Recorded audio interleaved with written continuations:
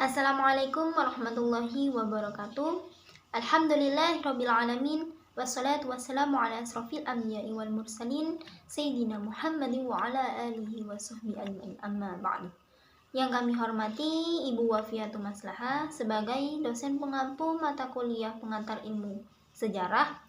Di sini kami kelompok 3 akan menjelaskan tentang sejarah lisan orang biasa, sejarah lisan yang ada di Indonesia. Nah, di sini ada saya Fitratul Ainiyah NIM 20842071019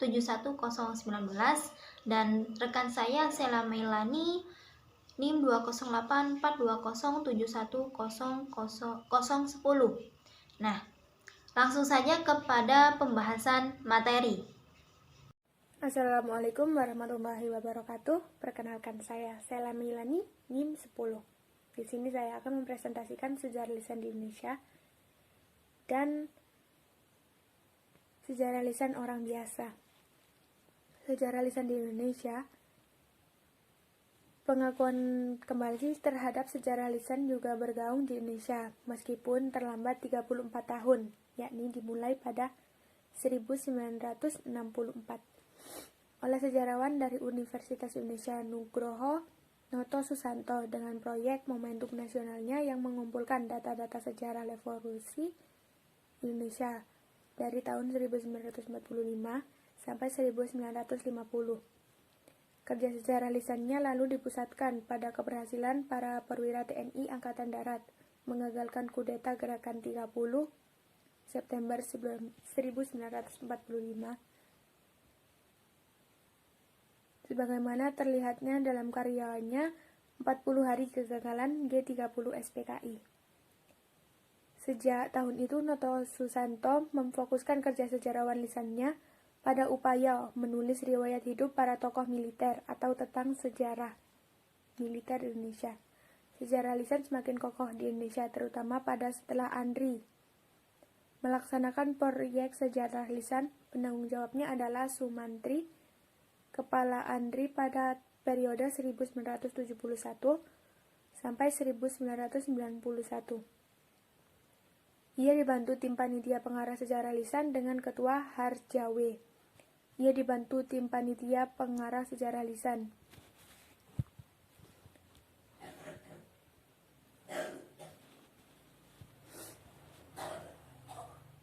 Panitia pengarah beranggotakan 4 sejarawan, yaitu Sartono Kartodirjo, Taufik Abdullah, Abdurrahman Sumarjono, dan A.B. Lapian. Pada saat itu, Kartodirjo sudah mempredikat sebagai guru besar sejarah pada Universitas Gadjah Mada, Yogyakarta. Meski Noto Susanto merupakan perintis sejarah lisan di Indonesia, namun paling berjasa menyebarluaskan perkembangan sejarah lisan di Indonesia adalah Sumartini dan Harja Bahtiar. Ini terjadi karena keduanya melibatkan sejarawan dari berbagai perguruan tinggi di Indonesia dan melibatkan pelatihan dan membentuk pusat sejarah lisan di beberapa daerah antara bulan Juni hingga Desember 1981. Hasilnya adalah 9 kelompok sejarah lisan daerah, yaitu Medan, Sumatera Utara, Pekanbaru Riau, Palembang Sumatera Utara, Jakarta Bandung Jawa Barat, Yogyakarta Banjarmasin Kalimantan, Ujung Pandang sekarang Makassar Sulawesi Selatan, dan Manado Sulawesi Utara. Anli melalui proyek sejarah lisannya mempunyai peranan sebagai motor penggerak dan pengemban sejarah lisan di Indonesia yang telah dirintis oleh Nugroho Noto Susanto dengan proyek Momentum Nasionalnya dalam kurun waktu 1964 hingga 1992. Sejarah lisan di Indonesia telah mengalami masa pasang surut tahun 1964 sampai 1975 merupakan era pertumbuhan awal yang dipelopori oleh 2 lembaga pemerintah, yakni Pusat Sejarah ABRI yang dipimpin oleh Nugroho Noto Susanto dan Andri yang dipimpin Sumartini. Namun pada sejarawan Indonesia lebih mendukung proyek sejarah lisan Andri daripada yang dikembangkan oleh sejarah ABRI. Oleh karena itu cukup penting menyimak hasil laporan panitia ABRI mengarah proyek lisan konferensi.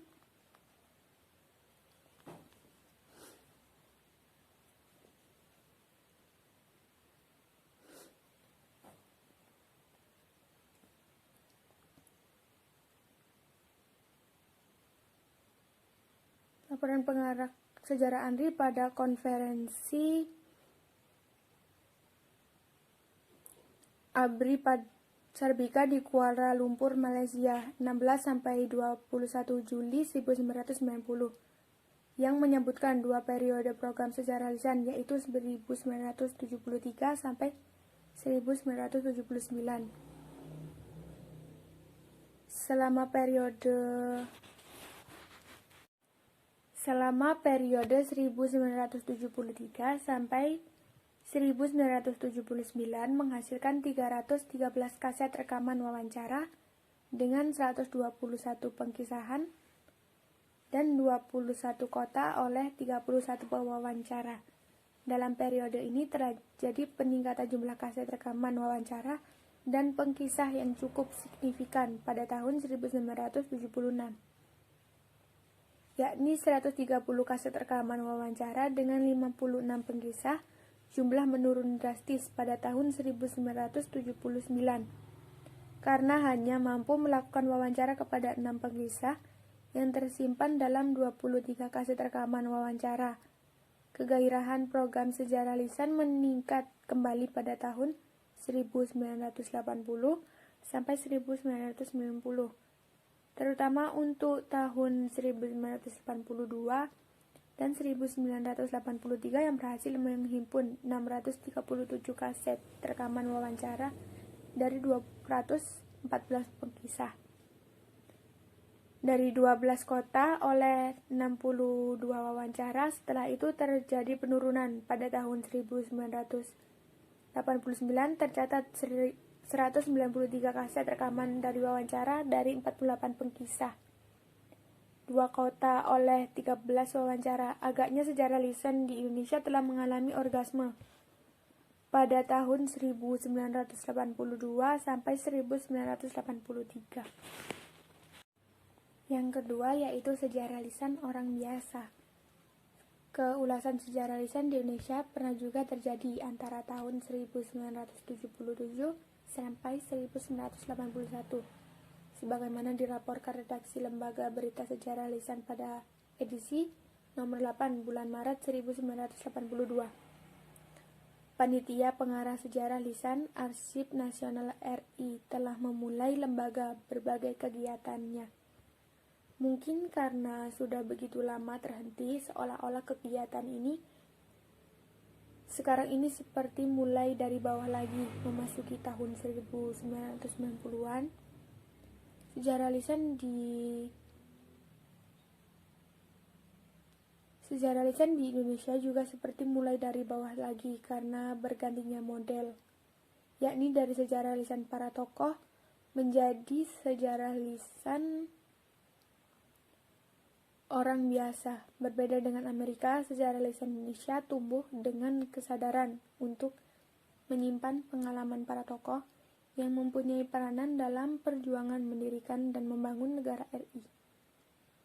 Sebagai sejarawan, terutama dari Universitas Gadjah Mada Indonesia di Yogyakarta, sejak awal mengkritisi kecenderungan tersebut sebagaimana diungkap oleh Panitia Pengarah Sejarah Lisan Andri Abdurrahman Sujomiharjo dalam pengarahannya pada pertemuan Sejarah Lisan Subkegiatan Palembang, Sumatera Selatan.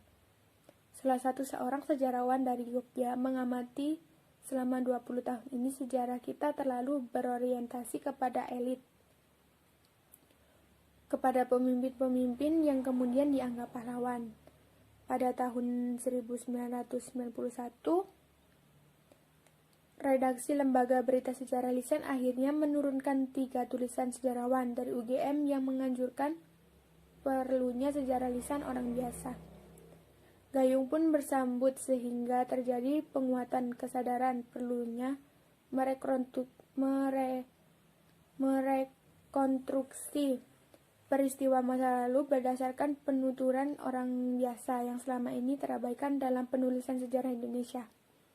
Perkembangan sejarah lisan orang biasa dipercepat oleh kehancuran pemerintah Orde Baru daripada Presiden Soeharto pada 21 Mei 1998, sebagaimana diketahui oleh Orde Baru telah menggunakan sejarah untuk memperkuat legitimasi kekuasaan.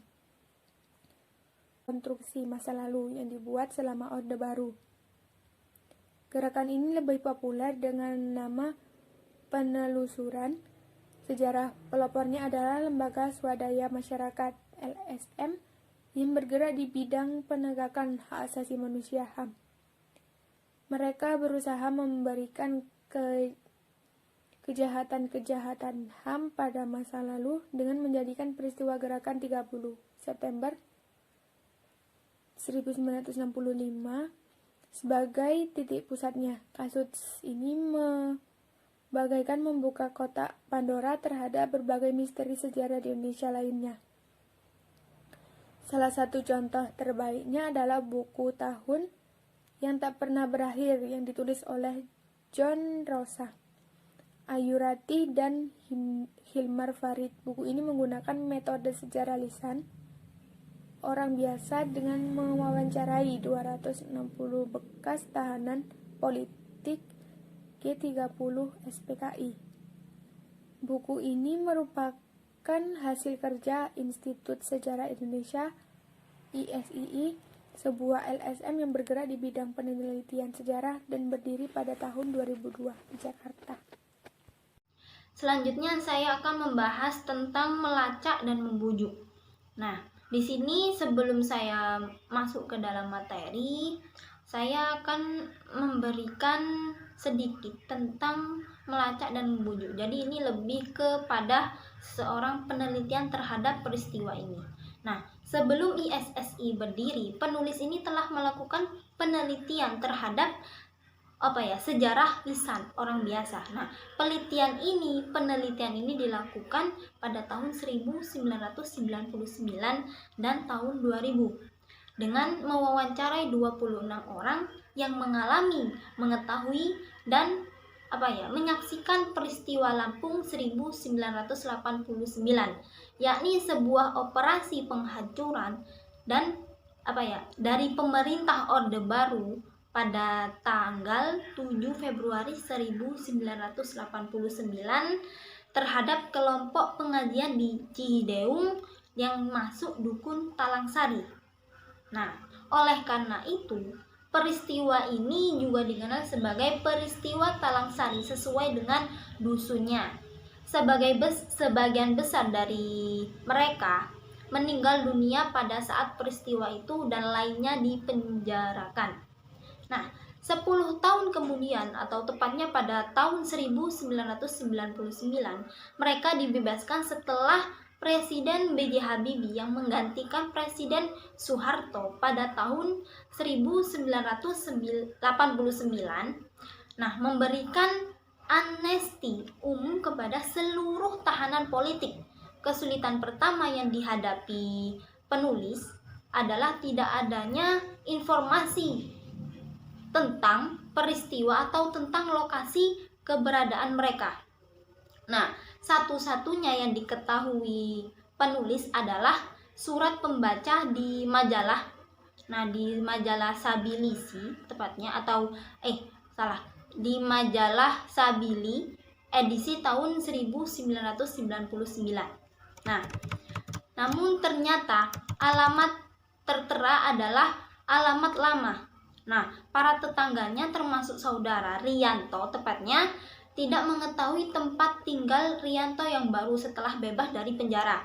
Namun, saudara bersedia membantu penulis untuk menyampaikan surat permohonan atau permohonan wawancara dengan menyertakan nomor telepon penulis atau kepada saudaranya yakni Rianto sambil menunggu kabar dari Rianto. Nah, penulis ini melacak alamat yang lainnya. Nah, di sini nih beruntung sekali penulis dengan sebagian dari mereka secara rutin mendatangi kantor komisi untuk hilang dari korban atau kantor komisi untuk orang hilang dan korban kekerasan atau bisa disingkat dengan kontras. Nah, dan Komisi Nasional Hak Asasi Manusia atau Komnas HAM di Jakarta tepatnya, mereka itu didampingi oleh para aktivis kontras mengadukan pelanggaran HAM yang dialaminya pada tahun 1989 kepada Komnas HAM.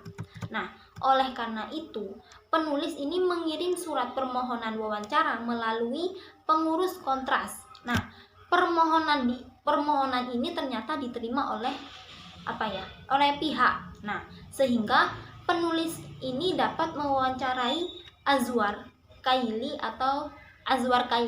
Suparno, Wahidin, Fauzi, Isman, dan Sukardi. Nah, dari mereka penulis memperoleh sejumlah nama lainnya, yakni ternyata dari wawancara tersebut ternyata bekas tahanan politik peristiwa Lampung tersebut terbelah menjadi dua kelompok, yakni ironi terjadi karena kawan ini menjadi lawan. Pertentangan di antara mereka bersumber pada sikap mereka terhadap tawaran islah atau tawaran damai dari Letjen Pun Hendro Priyono, mantan komandan resort militer Garuda Hitam yang menjadi penanggung jawab pertahanan dan keamanan di seluruh kota Lampung atau di seluruh warga Lampung. Nah, ditenggarai bahwa Hendro Priyono ini mempunyai peranan menentukan dalam menghancurkan kelompok pengajian, tepatnya di Cihideng tadi pada tanggal 7 Februari 1989. Nah, penulis ini sendiri tertarik atau kurang tertarik meneliti peranannya, tetapi penulis ini lebih tertarik pada latar belakang sosial, budaya, ekonomi, dan politik orangnya. Nah, yang terlibat dari peristiwa Lampung 1989 ini, dari mana asal mereka, mengapa tidak ada satupun organisasi Islam di Indonesia yang mengakuinya, mengapa mereka berkumpul di Cihideng, apa yang mereka lakukan di sana. Nah, itu membuat penulis ini bertanya-tanya, mengapa seperti itu. Nah, benarkah mereka sedang mempersiapkan pendirian sebuah negara Islam atau sebagaimana tuduhan pemerintah Orde Baru? Jadi penulis ini tidak menanyakan keputusan mereka untuk menerima atau menolak islah dengan Hendro Priyono, karena oleh karena itu kedua belah pihak menerima permohonan wawancara yang penulis ajukan. Nah, akhirnya permohonan wawancara tersebut oleh pihak atau oleh Hendro Priyono itu diterima. Nah, kontras ini menjadi pintu penulis masuk untuk mewawancari kelompok yang menolak islah. Nah, untuk masuk ke dalam lingkaran kelompok yang menerima islah tersebut, penulis menghubungi Hendro Priyono dan pimpinan Gerakan Islam Nasional atau GIN, Sudarsono, mempunyai peranan penting dalam pembentukan kelompok pengajian di Cihideng tepatnya. Nah, meski Hendro Priyono ini tidak bersedia diwawancarai, tetapi dia mengizinkan kelompok menerima atau penerima islah untuk diwawancari penulis. Nah, seluruh wawancara dilakukan dilakukan di Jakarta, tepatnya pada waktu dan tempat yang berbeda-beda. Jadi penulis ini mewawancarai seseorang yang di sebuah kelompok tadi itu berbeda-beda waktu dan berbeda-beda tempat. Tepatnya ada di kota Jakarta. Nah, mereka paling sering memilih masjid dan waktu wawancara menjelang sholat duhur atau pada siang hari tepatnya. Nah, wawancara ini biasanya berlangsung hingga menjelang sholat maghrib. Nah, lokasi wawancaranya ini selalu berpindah-pindah dalam arti bahwa mereka tidak pernah menggunakan lokasi yang sama untuk beberapa kali untuk melakukan wawancara. Nah, ada sejumlah kesulitan yang dialami penulis selama melakukan wawancara. tentang sejarah lisan orang biasa ini, yaitu melacak alamat sebagaimana telah diuraikan dan membujuk mereka agar bersedia untuk diwawancarai. Nah, tidak semua orang yang bersedia untuk diwawancarai ini dengan berbagai pertimbangan yang bersifat pribadi.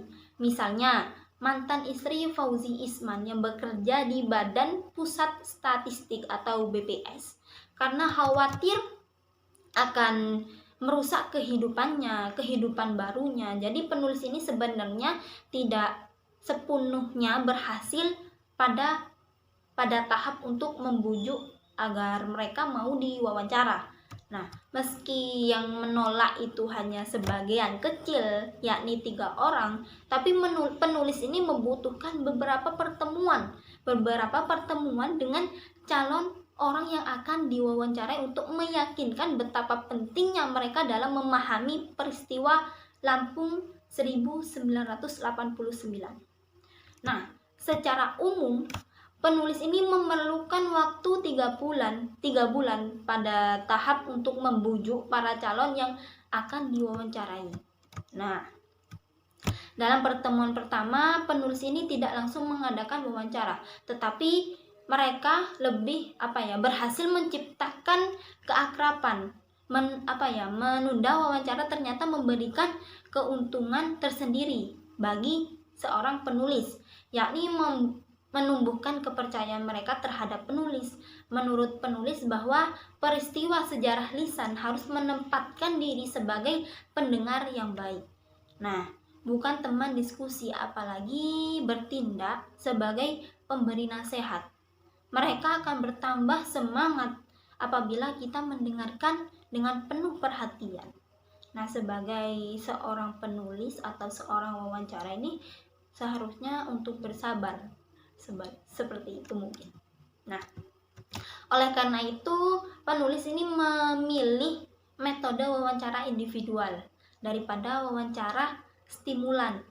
Nah, melalui wawancara individual itulah penulis dapat menjaga konsistensi semangat mereka menentukan kisah hidupnya hingga terlibat peristiwa Lampung 1989.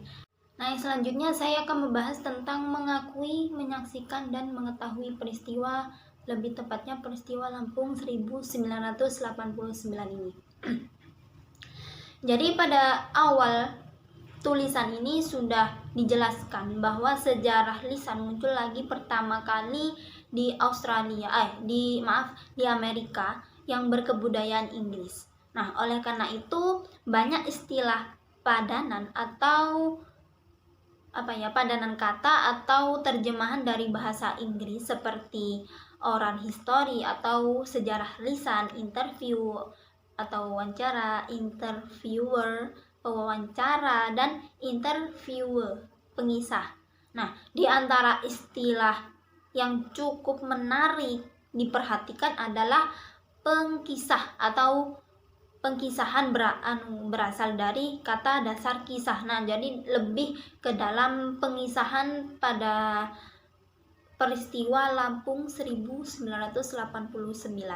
Nah, jadi pengisahan ini merupakan hasil kreasi dari panitia pengarah. Hal ini terjadi karena di berbedanya variasi turunan kata interview atau dengan wawancara. Jadi istilah ini tidak ada padanan turunan kata wawancara yang tepat untuk menggantikan interviewer. Nah, sebenarnya pembentukan kata pengisah sendiri menyalahi kezaliman dalam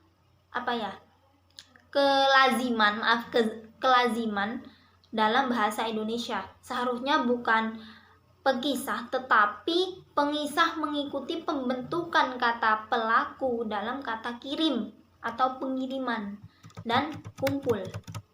Nah, yang paling menarik dari kisah ini adalah pengertian definisi pengkisah, yaitu orang yang mengisahkan pengalamannya sendiri atau ingatan dari yang mengalaminya, atau pengisahan lebih lebih tertuju pada orang yang mengalaminya. Jadi berdasarkan definisi ini, maka pengalaman atau ingatan orang lain ini harus ditolak. Jadi menurut penulis, cangkupan definisi pengisah terlalu sempit dan akan menyulitkan dalam melakukan rekonstruksi masa lalu melalui metode sejarah lisan. Jadi karena setiap pengisahan ini sesungguhnya mempunyai 3 bentuk kisah, yaitu yang pertama ada kisah yang dialaminya sendiri, kisah yang disaksikan, dan kisah yang diketahuinya. Nah, sebagai contoh dalam peristiwa Lampung untuk merekonstruksi peristiwa 7 Februari tepatnya tahun 1989, penulis ini menyusun berdasarkan hasil wawancara dari orang yang mengalaminya. Contohnya dari Arifin bin Karyan, orang yang menyaksikan. Ada Fadilah dan Rianto, dan itu orang yang mengetahui. Ada Nur Hidayat dan Sudarsono. Pemanfaatan dari kisah ini adalah pemanfaatan dari orang yang menyaksikan dan mengetahui, juga sangat membantu penulis dalam menelusuri latar belakang latar belakang pimpinan maupun anggota kelompok-kelompok pengajaran yang terlibat dalam peristiwa Lampung 1989. Nah, jadi dalam kisah atau dalam hal pembujukan, mengalami, menyaksikan, dan mengetahui dalam peristiwa tersebut harus adanya seseorang yang mengetahui, seseorang yang menyaksikan. Jadi membuat seorang wawancara itu lebih enak untuk mengetahui latar belakang seorang pimpinan dan anggota dalam peristiwa Lampung 1989. Nah, jadi kesimpulan dalam pembahasan ini yakni perintisan sejarah lisan di Indonesia adalah Nugroho Noto Susanto yang kemudian memimpin Pusjarah atau Pusjarah ABRI, namun panitia pengarah proyek sejarah lisan atau ANRI yang menjadi motor penggerak pengembangan sejarah lisan di Indonesia. Jadi keduanya Pusjarah ABRI dan ANRI sama-sama mengembangkan sejarah lisan pada tokoh yang dianggap mempunyai peranan menentukan dalam pembentukan negara Republik Indonesia. Tepatnya tahun 1990 menandai perkembangan baru sejarah lisan di Indonesia, yaitu munculnya perhatian terhadap sejarah lisan orang biasa yang terutama dipelopori para sejarawan dari UGM Yogyakarta. Nah, perkembangan sejarah lisan orang biasa cukup menemukan atau cukup memukau setelah kehancuran pemerintahan Orde Baru dari Presiden Soeharto pada 21 Mei 1998 tepatnya.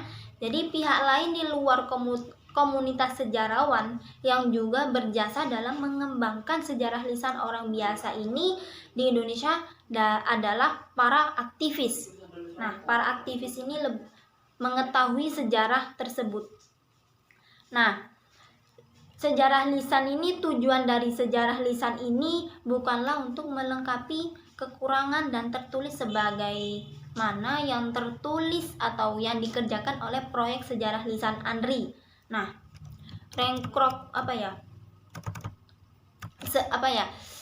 dikumpulkan atau rekonstruksi masa lalu dalam dilaksanakan atau dilakukan melalui sejarah lisan ini, meskipun tidak ada tertulis sebagaimana penulis alami dalam merekonstruksi peristiwa Lampung 1989. Nah, di sini data tertulis justru berperan sebagai pelengkap dari data lisan yang penulis kumpulkan. Jadi secara garis besar, data lisan dapat dipisahkan menjadi 3 bentuk, yakni kisah yang alami, kisah yang disaksikan, dan kisah yang diketahui, yang tadi sudah saya jelaskan yang awal. Nah, dari ketiga bentuk kisah ini dapat berasal dari satu pengkisahan. Untuk itu penulis ini, atau lebih tepatnya untuk peneliti sejarah lisan, harus melakukan penyelesaian kisah penyelesaian kisah tersebut dulu sebelum merangkaikannya menjadi sebuah kisah untuk terhadap satu tema penelitian. Jadi seorang peneliti atau wawancara ini harus